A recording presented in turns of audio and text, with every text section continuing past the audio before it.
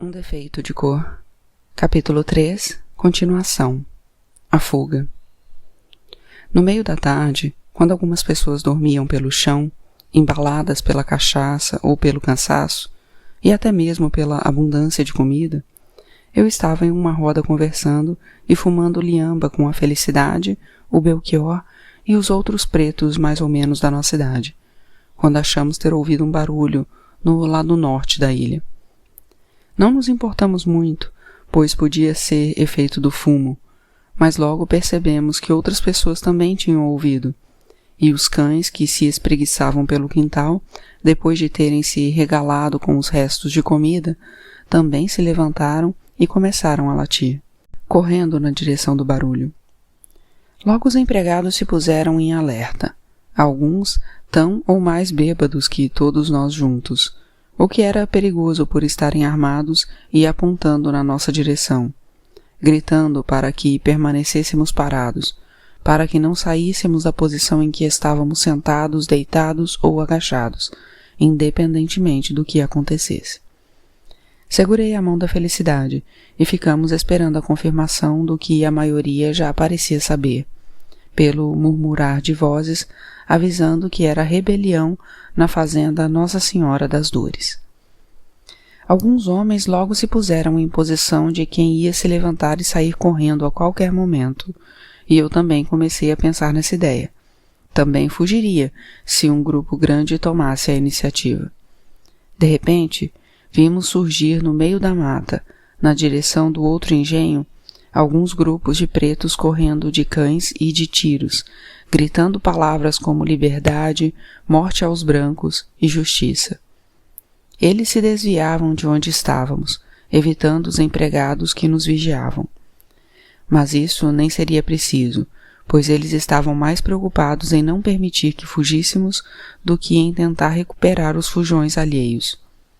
Os grupos, de não mais de 3 ou 4 pessoas, passaram correndo em todas as direções, alguns seguindo direto para a mata que tinha continuidade do outro lado do nosso terreiro, outros correndo para a praia e outros na direção de onde ficava a nossa plantação.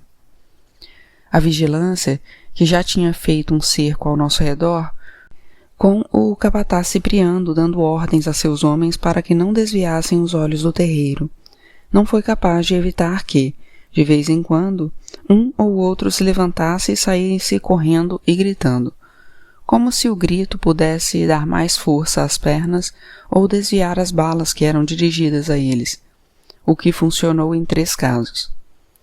Entre os 3 que conseguiram fugir, um eu conhecia, era o Aprígio, de quem falava que tinha o corpo fechado e que já tinha tramado fuga havia um bom tempo. Os outros 2 eram Igbó, que eu não conhecia, e o Manuel Tupê, um pescador. A Felicidade segurava com força o braço do Belchior, não por medo, mas para que ele não tentasse fugir, pois estavam no chão os corpos de outros 4 homens que tinham falhado na tentativa. Não sabíamos se já estavam mortos, pois ninguém estava autorizado a se levantar para cuidar de Preto Fujão. Olhando para um deles, que tinha tombado perto de mim, o corpo caído de costas e se debatendo, meu peito foi ficando apertado com a visão do riozinho de sangue, ao mesmo tempo em que nascia uma revolta muito grande pela nossa condição. Apesar da pouca idade, acho que foi naquele momento que tomei consciência de que tinha que fazer alguma coisa, pelos meus mortos, por todos os mortos que estavam ali, por todos nós, que estávamos vivos como se não estivéssemos, porque as nossas vidas valiam o que o Senhor tinha pagado por elas, nada mais. Algumas mulheres rezavam baixinho. Olhei na direção do Erasto e do Talibe, e eles também rezavam, com um tessubá entre as mãos. Os homens fuzilavam os empregados com olhares cheios de ódio, murmurando coisas que eu não conseguia ouvir, mas que, com certeza, eram promessas de vingança. Os revoltosos continuavam a surgir de dentro da mata, bem como os cães e os capatazes correndo atrás deles. Um preto fujão atirou contra um dos empregados da nossa fazenda, que caiu duro ao receber o inesperado golpe pelas costas. Instalou-se a confusão, e um clima mais tenso ainda, como se a qualquer momento a situação fosse sair do controle, mas o Cipriano entendeu logo de onde o tiro tinha saído e ordenou que todos continuassem seus postos com as armas apontadas para nós, e que só atirassem em quem tentasse fugir. Ouvíamos ao longe gritos e estampidos, e às vezes alguns pretos comemorando, outras os capatazes. Torcíamos pelos rebelados, é claro, e o Cipriano tentava nos desestimular, dizendo que era muito difícil fugir da ilha, que os fujões, se não acabassem mortos ou aleijados, seriam presos e castigados. O mesmo destino que seria dado a qualquer um de nós que se atrevesse a tentar. Eu acredito que muitos teriam tentado se não fosse dia de festa, se os revoltosos não nos tivessem encontrado depois de tanto comer, beber e dançar. Se fosse dia de trabalho normal, e estivéssemos no engenho ou na fundação, munidos dos instrumentos de trabalho, foices e facões, se estivéssemos alertas. Eu sabia que aquilo realmente poderia acabar muito mal para eles, mas achei bonito que todos se unissem para buscar o que queriam, mesmo que isso implicasse grande risco, mesmo que pudesse custar a vida.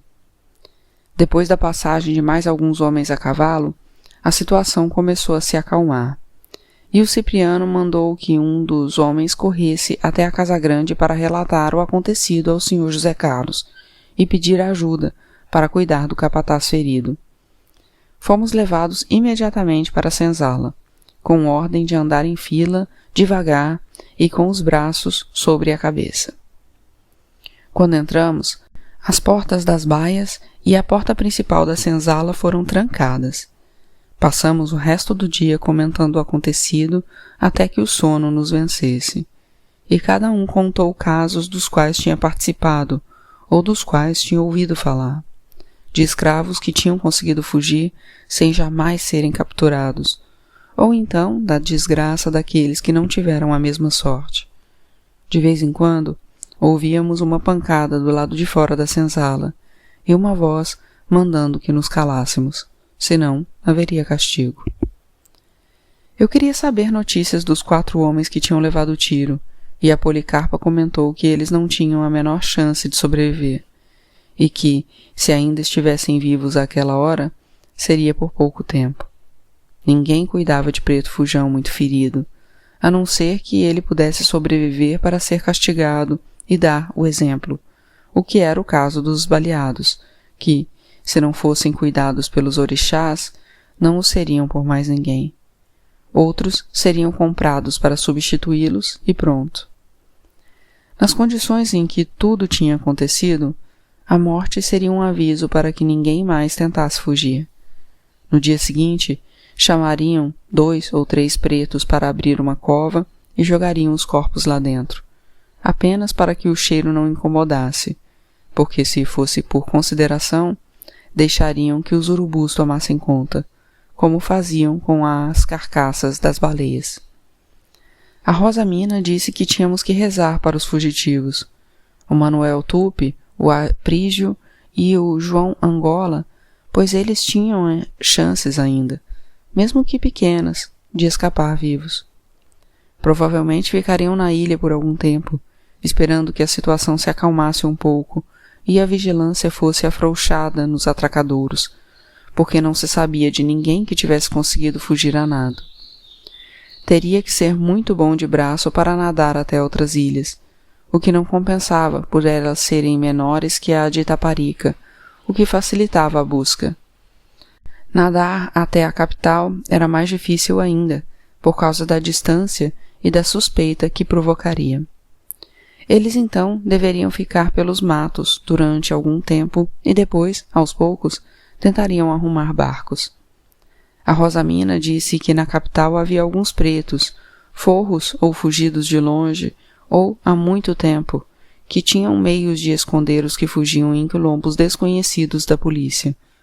Se a rebelião tivesse sido planejada com antecedência, até já poderiam ter barcos esperando por eles, ou rondando a ilha durante a noite, quando era mais fácil escapar aos olhos atentos dos capatazes e capitães do mato.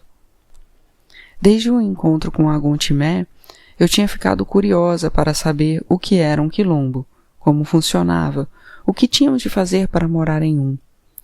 Ela tinha dito que era um lugar onde os pretos viviam livres e felizes, cuidando uns dos outros. A felicidade disse que ela e o homem que escolhesse para viver fugiriam juntos para morar em um quilombo, e a Rosamina, sabendo sobre quem ela falava, disse que era para pararmos com aquela lenga-lenga, que não ia ter quilombo nenhum e que devíamos tentar levar a vida da melhor maneira, sonhando apenas com o possível.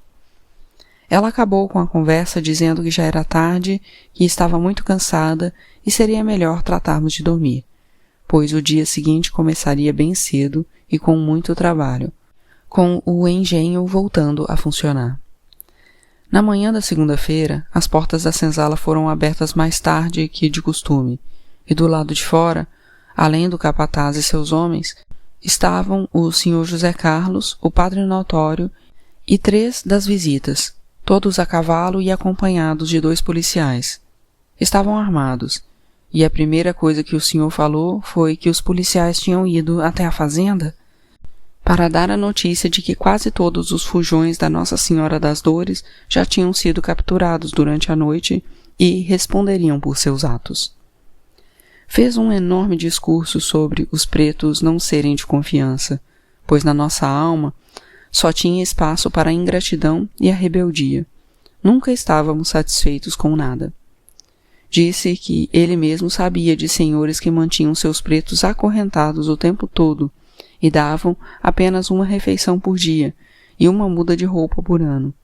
E eles tinham que trabalhar para seus donos e ainda conseguir tudo o mais de que precisassem, indo para a lida todos os dias, de sol a sol, não guardando nem dia santo. Isso não acontecia conosco, e mesmo assim alguns achavam que não era o suficiente e tentavam fugir do lugar onde tinham roupa, comida, um teto, consideração e a possibilidade de salvarem suas almas pagãs, educando-a na religião católica. E que esses ingratos, no caso os 3 pretos que tinham conseguido fugir, logo seriam pegos e exemplarmente castigados para que se arrependessem, porque até a bondade e a paciência dele tinham limites, do nosso dono e provedor, que colocava o bem-estar de seus escravos acima de qualquer outra preocupação. Quanto aos outros, os que tinham morrido, tinham certeza de que o diabo se encarregaria da lição merecida. Disse ainda que a moagem ia começar em seguida, conforme planejado, porque a cana não podia esperar para ser colhida, e a única coisa que esperava de nós era um comportamento de gente, que servíssemos de exemplo para os pretos sem gratidão, que conseguíssemos ser superiores aos escravos do engenho vizinho, que não passavam de animais. Porque foi como animais que eles agiram e como animais estavam sendo caçados, pois, por onde passaram, tudo foi destruído. Aproveitaram o Santo Domingo, que deveria usar para honrar a Deus e cuidar de suas vidas, e promover uma barbárie imperdoável. Mataram gente da família do dono deles, destruíram móveis e instrumentos de trabalho, atearam fogo na casa grande e no paiol, mataram trabalhadores que se sacrificavam para vigiá-los, e depois desembestaram pelos matos, como bestas e mulas que nunca tinham deixado de ser.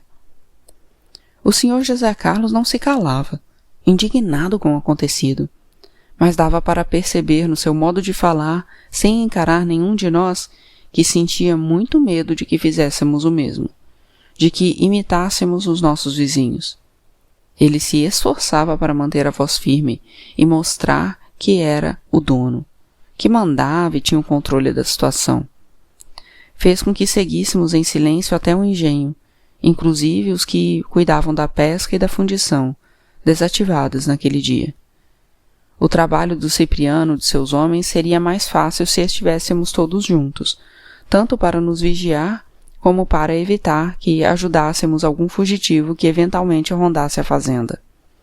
Além da ameaça com o inferno, feita pelo Sr. José Carlos, nada mais foi dito sobre os baleados, e ninguém teve coragem de perguntar, porque eles provavelmente estavam com vontade de descontar em alguém a raiva que sentiam pelo que tinha acontecido no engenho vizinho, pelos 3 pretos da nossa fazenda que tinham conseguido fugir e por todos os pretos que já tinham se rebelado e fugido antes, não importando onde nem quando. Um de nós que destoasse, que afrontasse, mesmo sem ter essa intenção, seria castigado e tratado com toda a raiva acumulada. Mas era o que dava vontade de fazer, pois eu percebia que em nós a raiva era ainda maior, era imensamente maior do que a distância do Brasil até a África, algo pelo qual nem valia a pena se rebelar e descontar apenas naqueles brancos que estavam na nossa frente armados e com seus capangas, entre os quais havia inclusive alguns que já tinham sido escravos e que, depois de muitos forros, se faziam maiorais. Eu era muito nova, mas já pensava nisso tudo, e pensava no que tinham me falado a minha avó, a nega Florinda e depois a Aguntimé, sobre cada um de nós ter uma missão. Elas também tinham dito que a minha seria importante, e pedi a Oxum, a Xangô, a Naná e aos Ibejis que me ajudassem a saber qual era, pois, fosse o que fosse, não seria mais difícil de cumprir do que viver como escrava pelo resto da vida. O engenho. O dia foi de muitas novidades e muitas chicotadas sem motivo. Meu trabalho era simples, fazer as formas de barro onde o caldo de cana descansava antes de endurecer e ser triturado para virar açúcar. Naquele primeiro dia, eu não pude observar direito o funcionamento do engenho, que me fascinou, mas nos dias seguintes a situação foi se acalmando, e aos poucos fiquei conhecendo cada etapa. Na plantação, a cana estava estalando de madura, a casca lisa, seca, coroada com folhas que eram separadas para alimentar o gado. Abraçando-se à cana, já sem as folhas, um homem cortava os pés rente ao chão, usando uma foice. Logo atrás dele havia sempre uma mulher que amarrava feixes com 12 canas, sendo que cada lote de 50 feixes dava uma mão de cana. Mais ou menos a cada 3 mãos tinha-se um carro, como era chamada a quantidade de cana que cabia no carro de boi que transitava entre os corredores da plantação e o engenho, recolhendo o trabalho do dia. O Talib, que era mestre de açúcar, disse que cada carro produzia um pão de açúcar, que pesava mais ou menos 4 arrobas. O nosso engenho, que não era dos maiores nem dos menores, moía de 9 a 10 carros de cana por dia, recém-cortada ou, no máximo, cortada de véspera, para não ressecar. Os cavalos faziam um grande esforço para movimentar a moenda, principalmente nas primeiras passagens, quando a cana ainda estava dura e suculenta e precisavam ser substituídas várias vezes por dia. Apenas uma pessoa fazia o trabalho de alimentar a moenda, por onde a mesma cana passava pelo menos 20 vezes, até restar apenas o bagaço, que servia para alimentar o fogo das caldeiras. O caldo de cana caía no coxo, uma tina de madeira ligada à bica, também de madeira, que o levava até o parol, um grande tacho que ficava enterrado no chão até a boca. Nesse tacho eram colocados alguns produtos para embranquecer o caldo, que então era baldeado para uma pia, e dela seguia através de um canal até cair na primeira caldeira, chamada caldeira de receber. De lá seguia para a caldeira de cozer, passando depois por 6 tachos, sendo que a última delas era chamada de bacia, onde o caldo, já bastante grande e muito reduzido em relação à quantidade que tinha entrado, era batido até o ponto de ser testado. O teste era feito pegando-se um pouco da mistura entre os 2 dedos, que eram afastados levemente, de modo que o fio que se formava entre eles deveria se partir antes que a distância atingisse 1 polegada. O responsável por esse teste era o Talib, e ele tinha que ser muito bom para que o açúcar não desandasse. Se o ponto fosse aprovado, a massa era novamente batida até esfriar e ser colocada dentro de potes de barro chamados de pão de açúcar ou forma. Eram necessários muitos desses potes. Acho que tínhamos uns 300, pois quase sempre eles se partiam e tinham que ser substituídos. Esse era o meu trabalho, cuidar dos potes, ajudando a fabricar potes novos ou remendando os que ainda podiam ser aproveitados. Apesar de ser um trabalho fácil, era também muito sério, pois a qualidade do pote era importante para fazer um bom melaço, em um processo chamado de purga. A Inácia era uma ótima purgadeira e disse que, assim que fosse possível, ia me ensinar o trabalho, pois as boas purgadeiras eram muito valorizadas e o seu ofício era mais respeitado do que muitas outras ocupações dentro de um engenho, exceto a de mestre de açúcar e o contramestre, o que sabia regular a força do fogo nas caldeiras de cozer, regular a mistura de produtos que clareiam o açúcar e regular o ponto da mistura quando ela já estava pronta para ser purgada. As formas tinham mais ou menos 5 palmos de altura por 3 de largura no topo, pois iam se afunilando para terminarem em uma base de mais ou menos 2 polegadas, vazada, que tampávamos com rolinhos feitos de folha de bananeira.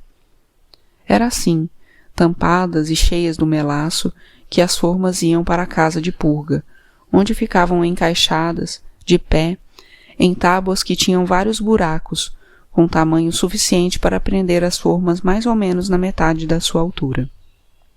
Quando a forma esfriava, a rolha era retirada e esperava-se alguns dias até que todo o mel escorresse de dentro dela, até que sobrasse apenas algo que já tinha quase a consistência de açúcar.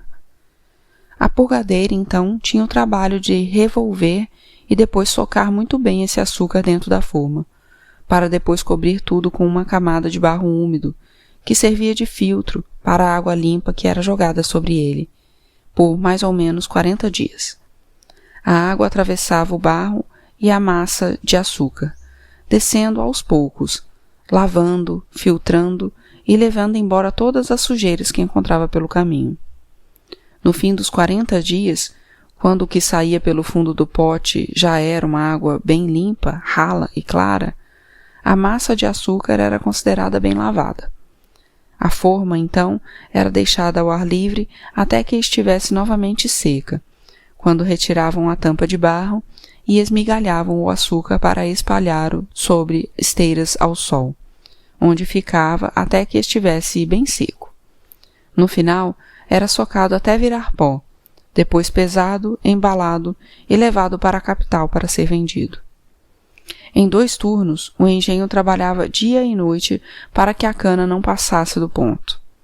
Não que a cana mais madura não desse bom açúcar. Dava até um de melhor qualidade, mas a quantidade era menor por ela estar menos suculenta. Depois de moer toda a cana no nosso engenho, moíamos a cana de outras fazendas que tinham apenas o canavial, sem as instalações. Quase não tínhamos folga aos domingos. Por muitas vezes, a cana já colhida não podia esperar, correndo o risco de fermentar se o tempo estivesse úmido, não servindo nem para fazer açúcar, nem para fabricar cachaça. Nosso engenho também produzia cachaça, fermentando e destilando o caldo que sobrava durante a produção do açúcar. O Sr. José Carlos aparecia no engenho todos os dias, principalmente para acompanhar o trabalho do banqueiro, um preto forro contratado da capital. A função do banqueiro era controlar a quantidade de cana que entrava para a moenda e depois na casa de purgar, a quantidade de açúcar que estava sendo embrulhado, pesado e encaixotado. O banqueiro sabia a quantidade de açúcar que deveria ser produzida de acordo com a quantidade de cana e tinha que prestar conta disso ao caixeiro, que era quem lançava os números nos livros e fazia as contas de quanto dinheiro ia dar aquilo e como esse dinheiro seria dividido quando o engenho estava trabalhando com a cana de outras fazendas. O Fatumbi, como homem de confiança do Sr. José Carlos, já que fazia o serviço de guarda-livros no escritório da capital, aparecia 2 ou 3 dias por semana para confirmar a honestidade do caixeiro, que era um mulato forro contratado. Em uma das visitas, o Sr. José Carlos me olhou de modo estranho, pedindo que o Cipriano me levasse até ele, quando me fez abrir a boca e olhou meus dentes. Depois, com a ponta da vara que usava para cutucar o cavalo, levantou a barra da minha saia e olhou as minhas pernas. Olhou também a minha bata na altura dos peitos, que já estavam quase tão grandes quanto os da felicidade. À noite, a Inácia passou a mão sobre a minha cabeça e disse que eu não era mais uma menina, que já tinha o corpo de mulher, e perguntou se os meus sangues já tinham aparecido. Eu disse que sim, que eu tinha perguntado à felicidade o que fazer, e que também já sabia como agir para não ficar pejada, caso fosse me deitar com um homem, mas que isso eu ainda não sentia vontade. Naquele dia, eu não entendi o motivo da pressa, mas ela comentou que, se fosse eu, começaria a pensar nisso, para que desse tempo de pelo menos escolher o primeiro. Na mesma noite sonhei com a Taiô, e ela estava tão triste quanto no dia em que o guerreiro tinha se deitado em cima da minha mãe, em Savalo. O sonho era como se fosse naquele dia, pois ela apontava o guerreiro e dizia para eu olhar o rosto dele, mas eu não tinha coragem. Até que ela ficou brava comigo e saiu correndo, sem olhar para trás e sem ouvir os meus gritos, pedindo para que ela voltasse.